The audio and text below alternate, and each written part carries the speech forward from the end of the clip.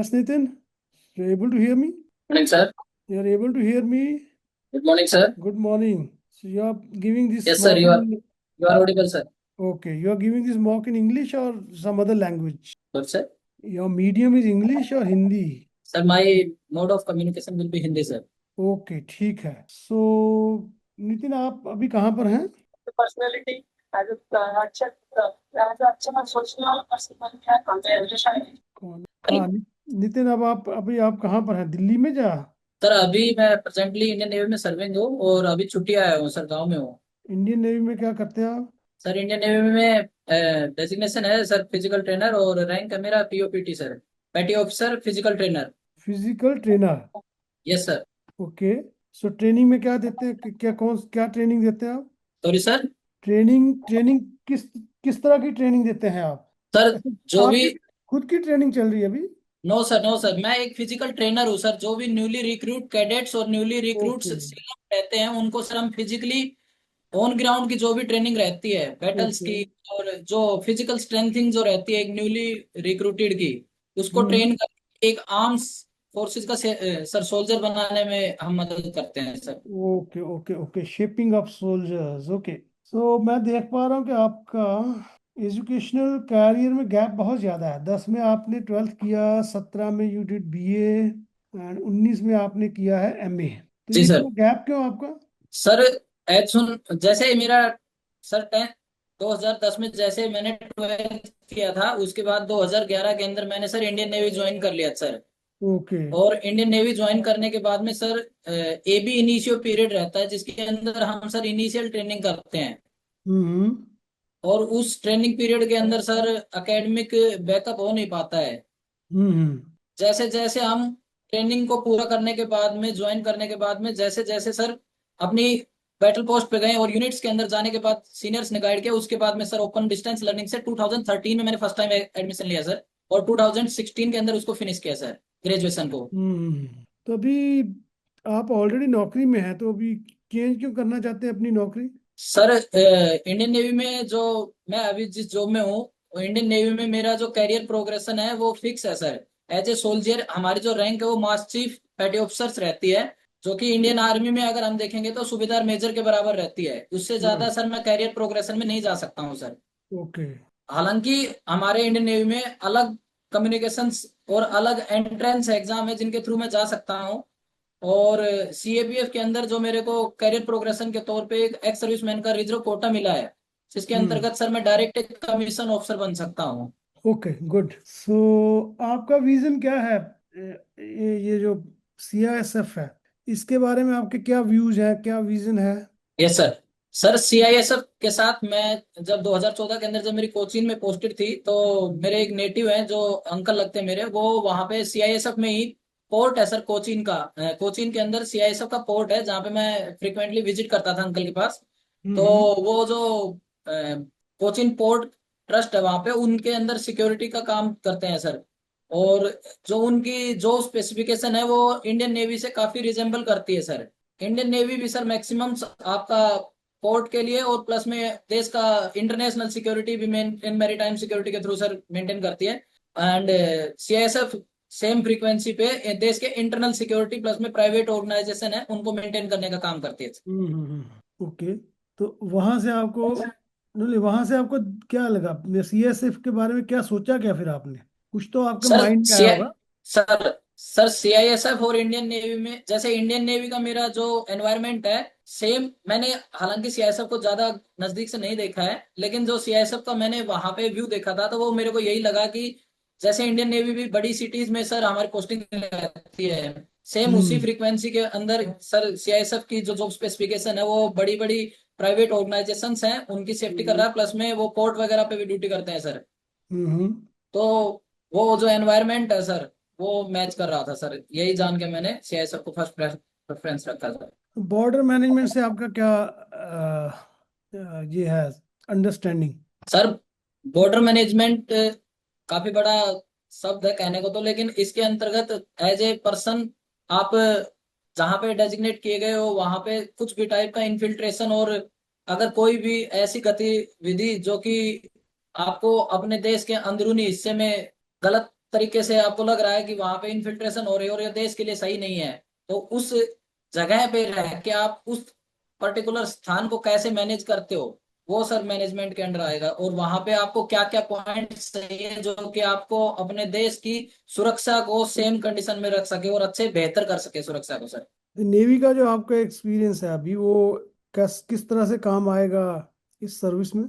Sir navy के अंदर जैसे सर हम रहते हैं, तो एक तो सर मेरी जो फिजिकल स्ट्रेंथ है, दूसरा जो हमारा ईयर्स ऑफ एक्सपीरियंस है, एक्सट्रीम कैसा भी कंडीशन हो हम्म। उसके अंदर सरवाइव करने का, प्लस में अगर कहीं पे लीडरशिप की बात आएगी तो फिलहाल मैं sir as a senior rank पे हूँ, पैटी ऑफिसर हूँ। तो एक ट्रुप को साथ में लेके कैसे हमें काम करना है सर, वो सर मैं मैनेज कर सकता हूँ अभी। ओके, अभी हरियाणा और पंजाब में बहुत जी ज़्यादा सर। गैंगस्टर्स वो पैदा हो गए हैं। जी ठीक है। सर। ये गैंगस्टर जो है, ये इतना ये जो फिनोमिना नया आ गया है अभी, मतलब जो अब कैसे हुआ ये सब, मतलब क्यों गैंगस्टर्स पैदा हुए हैं, कारण क्या हो सकते हैं? सर सर जो गैंगस्टर के ऊपर मेरा व्यू है वो एज ए एक शॉर्ट टाइम पीरियड के अंदर ग्रो नहीं किया है। इसके पीछे सर मल्टीपल रीजंस है, जिसमें मैं सबसे मेन रीजंस आज के टाइम पे मैं मानता हूँ कि धीरे धीरे जो सबसे मेन सर मैं हरियाणा और पंजाब के ऊपर कहना चाहूंगा कि जो आपका मीडिया है, डिजिटल मीडिया, उसके अंदर सर कहीं ना कहीं इनडायरेक्टली रूप से सॉन्ग्स और मूवीज के रूप में ऐसा प्रदर्शित किया गया है, उनको एक आइडियल दिखाया गया है, हम्म। जिससे कि आज की जनरेशन्स को कहीं ना कहीं इनडायरेक्टली ऐसा लगता है कि वो कानूनी व्यवस्था से ऊपर हैं। और जहां पे एक बेरोजगार व्यक्ति काफी परेशान घूमता रहता, वहीं ये छोटे लेवल पे गूंस ज्वाइन करके और बदमाशी करके वो इनडायरेक्टली काफी मुनाफा ले लेते हैं, लेकिन उनको लॉन्ग टर्म्स के नुकसान नहीं पता रहते हैं सर। हम्म। और दूसरा जो प्रॉब्लम अभी इस ये पंजाब में आ रहा है, जो हरियाणा में भी है और हिमाचल में भी है, पूरे एरिया में, तीनों स्टेट्स में है, JNK में भी होगा, है वहाँ भी, ड्रग ट्रैफिकिंग, ड्रग्स का एब्यूज, ड्रग सर एब्यूज। उसके बारे में आपका क्या, वैसा क्यों हो रहा है सारा जी? इसके बारे में क्या सकते हैं हम? सर अगर मैं एक्चुअली मैंने इस टाइप का देखा नहीं है, लेकिन अगर मुझे ऐसा कोई भी संदेश आता है जिसके अंदर मेरे को पता चलता है कि किसी भी लेवल पे ड्रग्स का ट्रैफिकिंग हो रहा है, तो सबसे पहले सर हमें रूट कोज का पता करना पड़ेगा कि ये एक्चुअल में कहाँ से शुरू हो रहा है। और जैसे ही उसका पता चलता है तो उसके हिसाब से सर एक्शन लेना पड़ेगा। अगर ड्रग्स लेवल्स का, अगर बच्चे ही कॉलेज लेवल पे उसको यूज कर रहे हैं तो उनको सोशल अवेयरनेस करके और इसके साइड इफेक्ट्स बता के सर उनको दूर करना पड़ेगा। ओके, आपको मालूम गोल्डन क्रिसेंट और गोल्डन ट्रायंगल क्या है? Sorry sir. Golden crescent and golden triangle, no sir, sorry sir, नहीं पता। इसके बारे में नहीं पता है? ओके, तो आप क्या पढ़ रहे हैं अभी? आपने MA किया है पॉलिटिकल साइंस में? Sir okay. सो MGP क्या है, political science MGP? Sir political science के अंदर एक सब्जेक्ट ऐड किया है इंदिरा गांधी नेशनल यूनिवर्सिटी, जिससे मैं ओपन यूनिवर्सिटीज कर रहा था, तो उसके अंदर महात्मा गांधी पीस स्टडी है। तो हम्म। उसके उसके दो सब्जेक्ट रहते हैं, MGP और MGP 6 थे। तो वो पीस स्टडी के बारे में बताते हैं, उसमें बेसिकली महात्मा गांधी के जो विचार थे उनके बारे में, उनकी लाइफ के बारे में दो सब्जेक्ट ऐड किए गए थे सर। तो पॉलिटिकल साइंस में आप ये महात्मा गांधी को पढ़ा है, तो आपको क्या लगता है कि आज की डेट में महात्मा गांधी कितने रेलेवेंट हैं? सर जो महात्मा गांधी की आइडियोलॉजी थी वो आज की पॉलिटिकल पार्टी से कहीं ना कहीं दूर होती जा रही है, क्योंकि वो एक संयुक्त रूप से भारत को आगे ले जाके और भारत की दृष्टि को आगे ले जाके राम राज्य बनाना चाहते थे। हालांकि विभिन्न पार्टियां ऐसा प्रदर्शित करती हैं कि वो उसी दृष्टिकोण पे चल रही हैं, लेकिन मेरे मेरे मत से जो महात्मा गांधी की राजनीति का विचार था वो कहीं ना हम्म। कहीं आज की पार्टियों में नहीं है सर। तो इसका मतलब महात्मा गांधी अभी रेलेवेंट नहीं है? सर महात्मा गांधी की जो सार्थकता है वो खत्म हो गई, आपका क्या कहना है? नहीं सर, महात्मा गांधी की सार्थकता मेरे मत से कभी भी खत्म नहीं हो सकती। उन्होंने एक ग्राउंड लेवल से और अपर लेवल तक भारत के दृष्टिकोण को बदलने का कोशिश किया है, जहां पे उन्होंने नीचे से नीचे वर्ग को और ऊपर से ऊपर वर्ग को जोड़ने का प्रयास किया है सर। नहीं, एक कोई भी आइडियोलॉजी हो, कोई भी आदर्श हो, अगर उसको प्रैक्टिस नहीं किया जाए तो उसकी रेलेवेंस तो चलो खत्म नहीं होगी, पर उसका सर फायदा भी कोई नहीं रिलीवेंस होगा। आज के दृष्टिकोण में भी सर महात्मा गांधी का दृष्टिकोण चल रहा है, चाहे वो स्वच्छ भारत मिशन हो, जिसके अंदर गवर्नमेंट ने वो लेके महात्मा गांधी से प्रेरित होकर 2 अक्टूबर से ये योजना की है, ताकि वो हम भारत का जो दृष्टिकोण है उसमें हम हमारे भारत को स्वच्छ भारत दर्शा के कहीं ना कहीं महात्मा गांधी जिस प्रकार से देश को साफ स्वच्छ सुथरा और प्लस में अच्छा दिखाना चाहते थे, उसी प्रकार से उनके आइडियोलॉजी के कुछ दृष्टिकोण अभी भी सरकार फॉलो कर रही है। लेकिन उनकी जो हर चीज थी वो हम नहीं कह सकते कि आज की गवर्नमेंट के अंदर देखने को मिल रही है। तो अभी महात्मा गांधी जी की जो के जो आदर्श हैं उनको लागू करने के लिए हमें क्या करना चाहिए? कोई ऐसी एक या दो स्कीम आप बता सकते हैं जो आप बना सकते हैं जिससे महात्मा गांधी जी की जो आदर्श हैं उनको इम्प्लीमेंट किया जा सके? Yes sir. सर अगर हमें महात्मा गांधी जी के आदर्शों को इम्प्लीमेंट करना है तो ये जिस प्रकार से हमारी एलिमेंट्री एजुकेशन के अंदर जो छोटे क्लास हैं, हमारी नीचे नीचे स्तर की जो क्लास हैं, उनके अंदर ही हमें उनकी जो आदर्श हैं उनको इम्प्लीमेंट करके स्कूल्स के अंदर रेगुलर प्रैक्टिस करेंगे। जैसे हम इनिशियल लेवल से स्कूल के अंदर जो भी शिक्षा देते हैं उसका मनोभाव बढ़ता जाता है और वो प्रभाव हमें लंबे समय तक रहता है सर। हम्म। तो उस चीज का हम निरंतर अगर अभ्यास करेंगे स्कूल के लेवल से लेके, और चाहे बाद में एकेडमिक लेवल पार भी हो जाए, तो फिर वो निरंतर बना रहेगा सर। ऐसे और कौन से थिंकर हैं इंडिया के पॉलिटिकल साइंस में, जो इंडियन पॉलिटिकल थिंकर हैं, कुछ के नाम बता सकते हैं आप? सर सरदार वल्लभ भाई पटेल जी हैं। हम्म। अ, पंडित जवाहरलाल नेहरू जी हैं सर। और तो डॉक्टर अम्बेडकर जो थे वो पॉलिटिकल थिंकर थे या सोशियोलॉजिस्ट थे या क्या थे वो? Sir sir doctor B R Ambedkar ji को मैं एक पॉलिटिकल थिंकर प्लस में मोस्ट एजुकेशनलिस्ट मानता हूँ सर। जितने भी अपने पॉलिटिशियंस हुए हैं एज ऑन टुडे तक, मैं जितने पॉलिटिशियंस देखता हूँ उनके अंदर डॉक्टर भीमराव अम्बेडकर को मैं सबसे ज्यादा शिक्षित और अनुभव पॉलिटिशियंस मानता हूँ सर। तो पॉलिटिकल थिंकर भी थे और सोशियोलॉजिस्ट भी थे। Sir hmm. Yes sir. Okay, मेरा आखिरी क्वेश्चन आपको जो है कि आरबीआई बनाने की प्रेरणा कहाँ से मिली? रिजर्व जी bank of sir. India reserve bank of India जब बना 1935 में, यस इसकी सर। प्रेरणा कहाँ से आई? Sorry sir. नहीं मालूम? सर मेरे को क्वेश्चन क्लियर नहीं हो पाया sir. Will you please repeat? Reserve bank of India 1935 में बना है, ठीक है। Yes sir, RBI act sir government of India act से बनाया गया था सर। हाँ, पर इसकी प्रेरणा कहाँ से आई थी? सॉरी सर, सर इसका ओके। आइडिया नहीं है sir. Okay, thank you so much. कब है इंटरव्यू आपका? सर मेरा 15 मई को है सर, 15 मई को ओके। सर, आफ्टरनून ओके, में। Thank you so much, all the best. Madhavi ji. Thank you. Hello, Madhavi ji. Yes, I'm there. Good morning ma'am. Very good morning, Nitin. So, Nitin, what's your understanding about the recent elections? Yes ma'am. Ma'am अभी recently जो भी elections हुए हैं उनके अंदर हमारी Bharatiya Janata party plus में तमिलनाडु के अंदर टीवी की जो पार्टी हुई है उनको मैं उनको जीते हुए देख रहा हूँ। और ये काफी ऑर्गेनाइज्ड एक इलेक्शन हुए हैं जिनके अंदर मेजोरिटी ऑफ बीजेपी पार्टी और एंड स्पॉन्सर्ड पार्टी, उनकी जो अलाइड पार्टी है, उन्होंने विजय प्राप्त की है ma'am. They got win in the election. What do you think about this the removal of election commission that was debated in the parliament? Yes ma'am. Ma'am although it's a constitutional post and जो post है वो designated है, तो मैं सोचता हूँ कि कहीं ना कहीं वो फेयर पोस्ट है। एंड कांग्रेस और अलाइड जो पार्टी हैं they are trying to remove this party, sorry this post, but मैं नहीं सोचता कि ये अनफेयर है करके। What do you think about the Agniveer scheme? Yes ma'am. Ma'am Agniveer scheme government of India का, sorry, hello. Yes, please go ahead. हाँ जी मैम।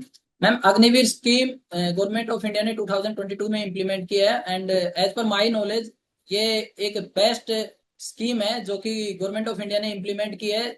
इसके अंदर maximum number of young candidates को मैम जॉब अपॉर्चुनिटी मिल रही है। जहाँ पे हमें, अगर मैं पर्सनली मेरे ऑर्गेनाइजेशन का जिक्र करूँ तो अगर if I need 4 person. We are already recruiting 10 to 12 candidate for that job specification, due to which we are having sufficient number of manpower to organize in that organization. And post completion of their 4 year of tenure, the candidate may get sufficient balance to start a good enterprises or whatever he want. He can do whatever he want if he is not get selected as a permanent member. So you have been a person who say They are getting good. You were a person who was involved in life Yes saving ma'am. in aqua sports. So what was tell me one Yes ma'am. very good experience of yours. Yes ma'am.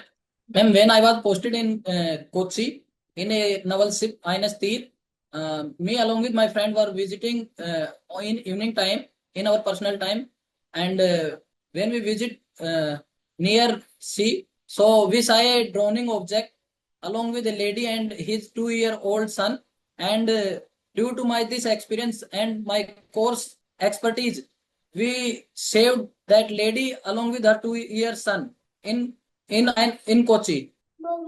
Nitin, how about your experience in Haryana, and what is your favorite place in Haryana? Ma'am, my experience in Haryana is quite good, and whenever I spend my time in Haryana, I really feel very good because this is my native place, and the best place to visit in Haryana is my local city Narnaul. I frequently visit there, the Jal Mahal and the Chor Gumbad. They are two famous places to visit because most of the people, not only in our area, but also from the foreign tourists, they visit there, Jal Mahal and Chor Gumbad. Tell me your two strength and two weakness, Nitin. Ma'am, my strength includes thinking positive in whatever may be the condition, and be patientic. And my weakness include I got emotional in certain situations whenever our friends and teammates got separated. Second, I don't know. Okay, Nitin, there is a situation in which you are in an excellent in one operation, and your friend is grievously injured, but you have to continue the operation. What would be Yes, your ma'am. take on? Ma'am, firstly, I react to the situation. I will try to communicate with my teammates that what is the current situation of my friend, whether he is severe injured or moderate injured. And in parallel, I will command to my teammates to balance the situation or to evacuate from this situation by balancing all the situations. Tell me some important stroke in swimming. Ma'am, breaststroke, freestyle, backstroke, and butterfly. Butterback, breast free. Nitin, if not CAPF, what would be your other options? Ma'am, presently I'm not seeing towards any other government job, and because I'm working in Indian Navy till 31st July 26, post retirement, definitely I will try for other aspects, but cannot say on this situation that what will I do. How was your experience in Navy? Ma'am navy का experience अभी तक तो best रहा है because when I joined in Indian Navy in 2011 I was means below poverty line in my village, and today I am stable, and Navy have provided me each and everything. I am having good friend circle, I am having each and everything whatever I dream of. Thank you, Nitin. Over to you, sir.